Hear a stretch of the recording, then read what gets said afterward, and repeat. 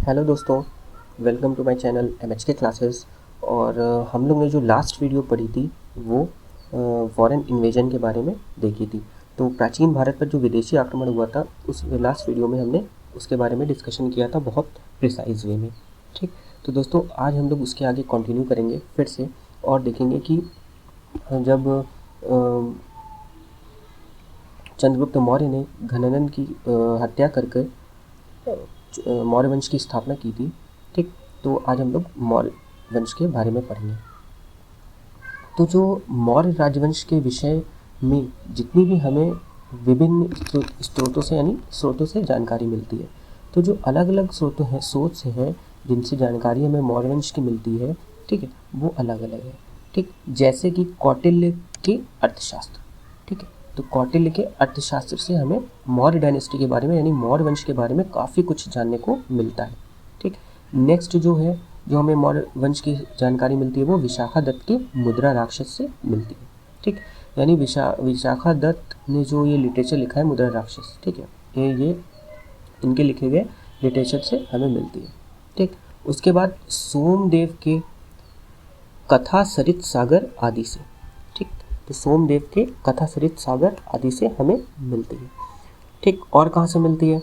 और हमें जो मिलती है वो बौद्ध ग्रंथ से मिलती है। ठीक, तो दोस्तों ये सब इंपॉर्टेंट मैंने मार्क कर दिए हैं कि कौटिल्य के अर्थशास्त्र से, ठीक, और विशाखा दत्त के मुद्रा राक्षस से। हो सकता है ये भी पूछ ले कि मुद्रा राक्षस किसके द्वारा लिखी गई है, तो याद रखिएगा कि विशाखा दत्त के। और सोमदेव के कथा सरित सागर से मिलती है। ठीक, ये भी पूछा जा सकता है कि कथा सरित सागर किसके द्वारा लिखी गई है, तो हम क्या बताएंगे कि सोमदेव के द्वारा लिखी गई है। ठीक, उसके बाद इंपॉर्टेंट क्या है कि बौद्ध ग्रंथ दीपवंश एवं महावंश से हमें क्या जानकारी मिलती है, मौर्य वंश के बारे में जानकारी मिलती है। ठीक, जैन ग्रंथ से भी हमें मौर्य वंश की जानकारी मिलती है। और जैन ग्रंथ के कौन से ग्रंथ से? कल्पसूत्र से। ठीक, और कल्पसूत्र किसके द्वारा लिखा गया? भद्रबाहु द्वारा लिखा गया। ठीक, भद्रबाहु द्वारा लिखा गया। तो दोस्तों आगे हम लोग देखते हैं कि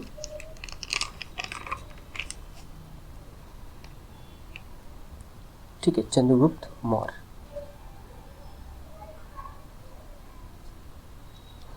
तो चंद्रगुप्त मौर्य के बारे में अब हम लोग पढ़ेंगे कि चंद्रगुप्त मौर्य ने कैसे शासन किया, क्या क्या इनकी अचीवमेंट रही, क्या क्या उपाधियाँ इनको मिली। ठीक, तो वो सब हम लोग पढ़ेंगे। तो जो अपने गुरु जो इनके थे, तो अपने गुरु चाणक्य की सहायता से जो अंतिम नंद शासक था घनानंद, उसको इन्होंने क्या किया था? हरा दिया था। और 25 वर्ष की आयु में चंद्रगुप्त मौर्य ने मौर्य समाज की स्थापना की थी। ठीक, तो ये बात हमने बता दी है कि 25 वर्ष में कि उन्होंने क्या किया था? घनानंद को हराकर मौर्य समाज की स्थापना की थी। ठीक, और उसके बाद जो इन्होंने अपनी राजधानी बनाया वो किसको बनाया? पाटलिपुत्र को। ठीक, तो जो राजधानी इन्होंने बनाया वो किसको बनाया? पाटलिपुत्र को अपनी राजधानी बनाया। और ये पॉइंट हम बता चुके हैं कि घनानंद को पराजित करके इसने मौर्य वंश की स्थापना की। और CGM का मतलब यहाँ पे जो है चंद्रगुप्त मौर्य से। ठीक है, तो इसको शॉर्ट फॉर्म में मैंने लिख दिया। ठीक, तो ये इससे कंफ्यूज मत होइएगा कि ये CGM क्या है। ठीक है, तो ये जो CGM है, ठीक, तो CGM जो है ये क्या है? चंद्रगुप्त मौर्य से। ठीक है, तो चंद्रगुप्त मौर्य ने सिकंदर के जनरल सेल्यूकस निकेटर को पराजित किया। ठीक है, तो चंद्रगुप्त मौर्य ने सिकंदर का जो क्या था? जनरल था। ठीक है, जो उसका सिपहसालार था। ठीक है, तो सेल्यूकस निकेटर, ठीक है, सेल्यूकस निकेटर, तो इसको क्या किया था? पराजित किया था। ठीक, और पराजित किया। और उसके बाद क्या हुआ कि संधि हुई। भाई पहले यही तो होता था कि एक राजा ने दूसरे राजा को हराया तो उससे संधि कर लिया। ठीक है, तो संधि कर लेते थे। तो जो संधि हुई तो उसमें क्या हुआ कि संधि हुई तो संधि के अकॉर्डिंग क्या हुआ कि सेल्यूकस ने चंद्रगुप्त से 500 हाथी लेकर क्या किया? बदले में उसको हेरात, कांधार एवं काबुल के कुछ भाग दे दिए। ठीक, हेरात है, कांधार है, जड्रोसिया एवं काबुल, तो यानी ये चार भाग दे दिए थे इसने। ठीक, ये किसके अकॉर्डिंग? संधि के अकॉर्डिंग, जो संधि की 3 लोग ने जो है उसके अकॉर्डिंग। ठीक, और इसके संधि हो जाने के जो बाद सेल्यूकस ने चंद्रगुप्त से 500 हाथी लिए थे। ठीक है, तो 500 हाथी लेके बदले में क्या? एरिया यानी जिसे हेरात बोलते थे, ठीक है, अराकोसिया जिसे कांधार बोलते थे, ठीक है, और जेड्रोसिया एवं काबुल को के कुछ भाग क्या दे दिए थे, किसको, चंद्रगुप्त मौर्य को जीतने के बाद। ठीक, उसके बाद क्या हुआ कि सेल्यूकस ने अपनी पुत्री, ठीक, अब क्या किया, सेल्यूकस ने क्या देखा कि ये जो चंद्रगुप्त राजा है ये काफ़ी क्या है, काफ़ी मतलब बहादुर है, ठीक है, और इतने अच्छे से लड़ा और इतने अच्छे से सब कुछ मैनेज किया इसने युद्ध को, ठीक, और जीता। तो उसे ये समझ गया था कि ये बहुत जो काबिल राजा है ये, ठीक। तो इसने क्या किया, सेल्यूकस ने अपनी पुत्री हेलेना का विवाह किससे कर दिया, चंद्रगुप्त मौर्य से कर दिया। ठीक, तो और दोनों देशों के बीच में क्या हुआ, वैवाहिक संबंध स्थापित हो गया। ठीक, तो सेल्यूकस ने अपनी पुत्री का विवाह चंद्रगुप्त से करके चारों प्रांत क्या किया था, जो चारों प्रांत थे ना, ये चारों हेरात, कांधार, काबुल, जेड्रोसिया, ये क्या किया था कि इसको क्या कर दिया था, दहेज में दे दिया था। ठीक है, तो दहेज के रूप में दे दिया था। ठीक, और दहेज के रूप में क्या किया था, दे दिया था, और तथा मेगस्थनीस को अपने राजदूत के रूप में क्या, चंद्रगुप्त के दरबार में भेजा। यानी इसे क्या किया, अपना राजदूत जो उसके था, यानी सेल्यूकस निकेटर का जो राजदूत था मेगस्थनीस, उसको क्या किया था, अपने राजदूत के रूप में कहाँ भेजा था, चंद्रगुप्त के दरबार में भेजा था। ठीक है, तो दोस्तों ये क्वेश्चन बहुत पूछा जाता है। ठीक, तो ये क्वेश्चन एकदम रट लीजिए, एकदम इसको दिमाग में बैठा लीजिए। ठीक है, तो कि ये क्वेश्चन आता है कि किसने मेगस्थनीस को, तो सेल्यूकस निकेटर ने मेगस्थनीस को किसके दरबार में भेजा था, चंद्रगुप्त मौर्य के दरबार में अपने राजदूत के फॉर्म में भेजा था। ठीक, उसके बाद क्या हुआ, तो सीजीएम मतलब चंद्रगुप्त मौर्य की दक्षिण की जो विजय थी। ठीक, तो चंद्रगुप्त मौर्य की जो दक्षिण भारत की विजय के विषय में जानकारी जो मिलती है हमें, ठीक है, तो इसने दक्षिण भारत में भी विजय प्राप्त की थी चंद्रगुप्त मौर्य ने। ठीक है, तो चंद्रगुप्त मौर्य ने जो दक्षिण भारत पर विजय प्राप्त की थी, तो इसके बारे में जो जानकारी हमें मिलती है वो तमिल ग्रंथ से मिलती है। ठीक, और ये तमिल ग्रंथ कौन कौन से, एक तो ऐनानूर है, दूसरा मुरनानूर। ठीक है, तो इन दोनों से मिलती है। तो दोस्तों ये एकदम याद कर लीजिए कि किन तमिल ग्रंथों से हमें दक्षिण भारत पर सीजीएम ने जो, यानी चंद्रगुप्त मौर्य ने जो विजय प्राप्त की थी, वो किस तमिल ग्रंथ से हमें इसकी जानकारी मिलती है, तो ऐनानूर और मुरनानूर से मिलती है। ठीक, और चंद्रगुप्त जो मौर्य का साम्राज्य था, ठीक है, वो उत्तर पश्चिम से, ठीक है, उत्तर पश्चिम में ईरान से लेकर, ठीक है, पूर्व के बंगाल तक, और उत्तर में कश्मीर से लेकर दक्षिण में उत्तरी कर्नाटक, मैसूर तक फैला हुआ था। ठीक है, तो ये बात याद रख लीजिए, लिख लीजिए इस बात को। ठीक है, एक बार मैं फिर से बोले दे रहा हूँ। ठीक है, कि जो चंद्रगुप्त मौर्य का साम्राज्य था, ठीक है, वो उत्तर पश्चिम, ठीक, यानी नॉर्थ वेस्ट में ईरान जिसे फारस बोलते हैं, तो वहाँ से लेकर पूर्व में बंगाल तक, ठीक है, और नॉर्थ से कश्मीर, यानी नॉर्थ में उत्तर में जो कश्मीर से लेकर दक्षिण के उत्तरी कर्नाटक यानी मैसूर तक फैला हुआ था। ठीक है, इतना ज़्यादा चंद्रगुप्त मौर्य ने अपने साम्राज्य का विस्तार किया था। ठीक, उसके बाद जो इम्पोर्टेंट पॉइंट है वो ये है कि यूनानी लेखक, ठीक है, जस्टिन ने चंद्रगुप्त मौर्य की सेना को लुटेरों का एक समूह कहा था। ठीक है, तो ये स्टेटमेंट, ठीक है, यूपीटीपीएससी में शायद पूछा गया है। ठीक है, कि यूनानी लेखक किस लेखक ने जो चंद्रगुप्त मौर्य को की सेना को लुटेरों का एक समूह बोला था, बैंड ऑफ रॉबर्स कहा। ठीक, तो याद रखिए कि जस्टिन ने चंद्रगुप्त मौर्य की सेना को लुटेरों का एक समूह यानी बैंड ऑफ रॉबर्स बोला था। ठीक, उसके बाद चंद्रगुप्त मौर्य के प्रधानमंत्री का नाम क्या था, तो चंद्रगुप्त मौर्य के प्रधानमंत्री का नाम चाणक्य था। ठीक है, ये बात तो सबको एकदम अच्छे से पता है कि चाणक्य ही इनके गुरु थे। ठीक है, जिन्होंने इनको सारी विद्या सिखाई थी। ठीक है, राज करने की विद्या और भी सारी विद्या, ठीक है, सिखाई थी, क्योंकि ये टैक्सिला से जो यूनिवर्सिटी है वहाँ से ये पढ़े हुए थे। ठीक है, तो इनका जो अगला नाम, मतलब जो एक और नाम इनको दिया जाता है वो विष्णुगुप्त के इनका ओरिजिनल नेम था, जो इनको विष्णुगुप्त के नाम से भी जाना जाता है। ठीक, उसके बाद हम लोग अब देखेंगे कि आगे और पॉइंट्स क्या हैं इम्पोर्टेंट। ठीक, तो चंद्रगुप्त, तो यहाँ पे क्या है कि हाँ, ये भी बात है कि चंद्रगुप्त ने जैन धर्म की दीक्षा भद्रबाहु से ली थी। ये तो अभी हम बाद में बताएंगे। ठीक है, मैंने यहाँ पे लिख दिया, एक पॉइंट छूट गया था नोट्स बनाते समय। तो अब यहाँ पे देखेंगे कि चंद्रगुप्त के पिता का क्या नाम था। ठीक है, तो ये चंद्रगुप्त के पिता का जो नाम था वो था सर्वार्थ सिद्धि, ठीक है, सर्वार्थ सिद्धि मौर्य, ठीक। और इनकी माता का नाम क्या था, मुरा, ठीक। तो ये क्वेश्चन कभी पूछ सकता है कि इनके पिता का नाम क्या था, इनकी माता का नाम क्या था। तो पिता का नाम सर्वार्थ सिद्धि मौर्य था और माता का नाम मुरा था, ठीक। इनके पुत्र का नाम क्या क्या था, तो इनके पुत्र का नाम था बिंदुसार, ठीक। और इनकी पत्नी दुर्धरा थी और इसी पत्नी दुर्धरा से इनका पुत्र कौन था, बिंदुसार हुआ था, ठीक। तो ये याद रखिए।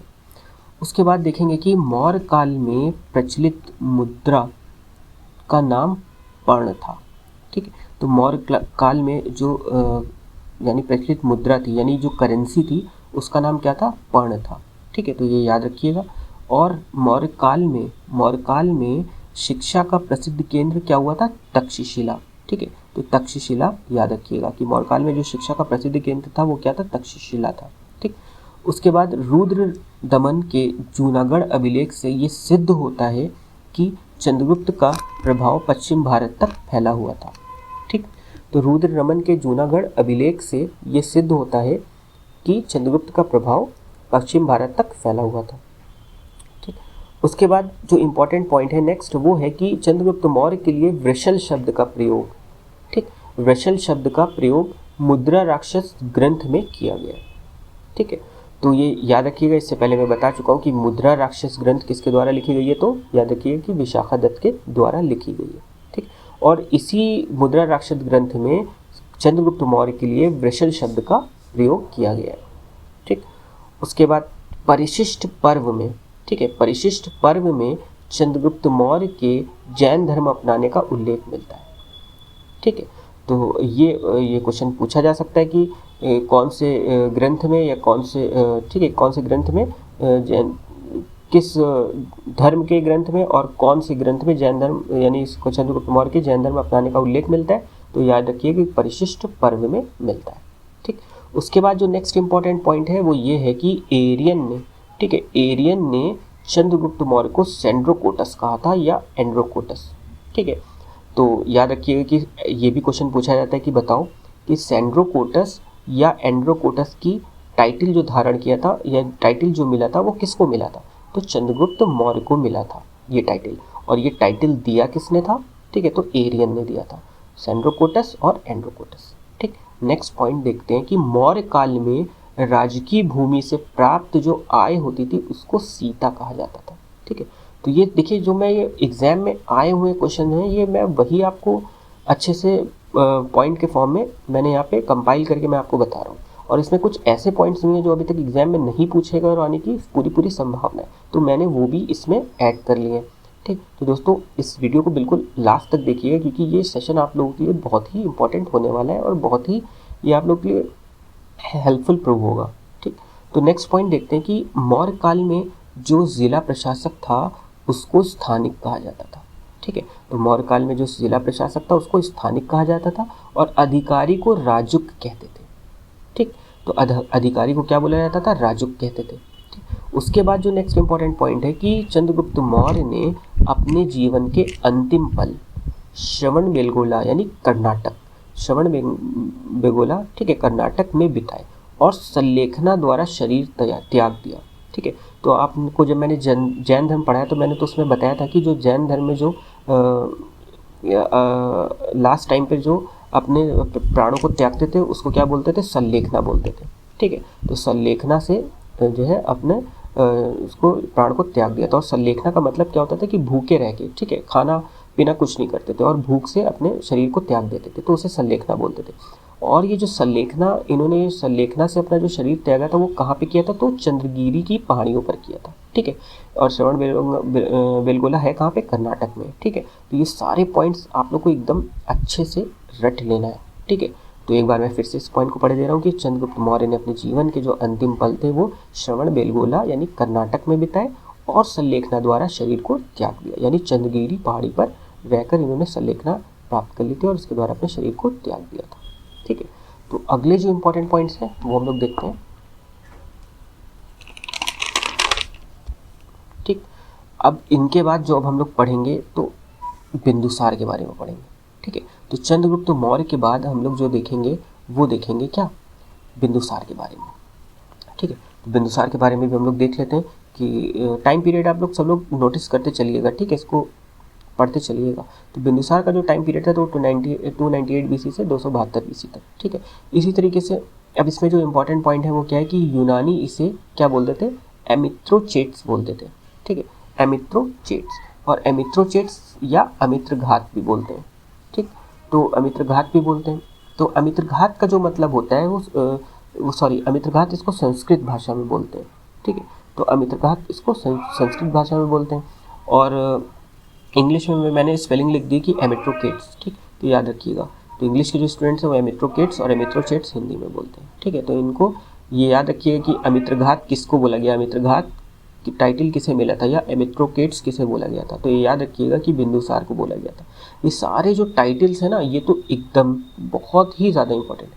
तो ये बिल्कुल रट कर चलिएगा कि किसको क्या बोला गया, किसको कौन सा टाइटल मिला, ठीक है। उसके बाद जो ठीक है, बिंदुसार के जो टाइम पर था वो क्या था कि जो पश्चिमी यूनानी राज्य थे तो उनके साथ क्या रहा, इनका मैत्रीपूर्ण जो संबंध था वो कायम रहा, ठीक है, बिंदुसार के टाइम पर, ठीक। और डाइमेकस तथा डायोनिसिस, ठीक है। तो क्या हुआ कि जो सीरिया, ठीक है, सीरिया जो शासक था एंटियोकस, ठीक है। तो एंटियोकस ने क्या किया, डाइमेकस, ठीक है, तो डाइमेकस नामक राजदूत को, ठीक है, डाइमेकस नामक राजदूत को बिंदुसार के दरबार में भेजा था, ठीक। तो एकदम याद कर लीजिए, ठीक है। तो ये सब बहुत पूछा जाता है कि किसके दरबार में कौन सा एम्बेसडर आया, राजदूत कौन सा आया, ठीक है। तो याद रखिएगा कि जो बिंदुसार के राज्य में आया वो कौन आया, डाइमेकस नाम का आया। और किसने भेजा था, एंटियोकस ने भेजा था, ठीक है। और जो चंद्रगुप्त मौर्य के टाइम पर आया था वो क्या था, वो आया था मेगास्थनीस। और किसने भेजा था, सिलूकस निकेटर ने। तो ये सब याद रखिएगा, ठीक। तो इसके बाद तो इसके लिए हमने याद भी ट्रिक भी बना दी है याद करने के लिए, सैड, ठीक है। तो ट्रिक याद रखिएगा, सैड, एस फॉर क्या हुआ, सीरिया, ठीक है, एस फॉर सीरिया, ठीक है। ए फॉर क्या था, ए फॉर एंटियोकस, ठीक। और डी फॉर डीमेकस, ठीक है, या डाइमेकस हिंदी में, ठीक है। तो याद रखिएगा जो सैड ट्रिक है वो याद रखिएगा बिंदुसार की है। सीरिया से एंटियोकस ने किसको भेजा, डाइमेकस को भेजा। कहाँ भेजा, बिंदुसार के दरबार में भेजा था, ठीक। और जो बिंदुसार किस जो है संप्रदाय के अनुयायी थे, तो अजीवक संप्रदाय के अनुयायी थे, ठीक। तो ये याद रखिएगा बिंदुसार के बारे में कि अजीवक संप्रदाय के अनुयायी थे, ठीक।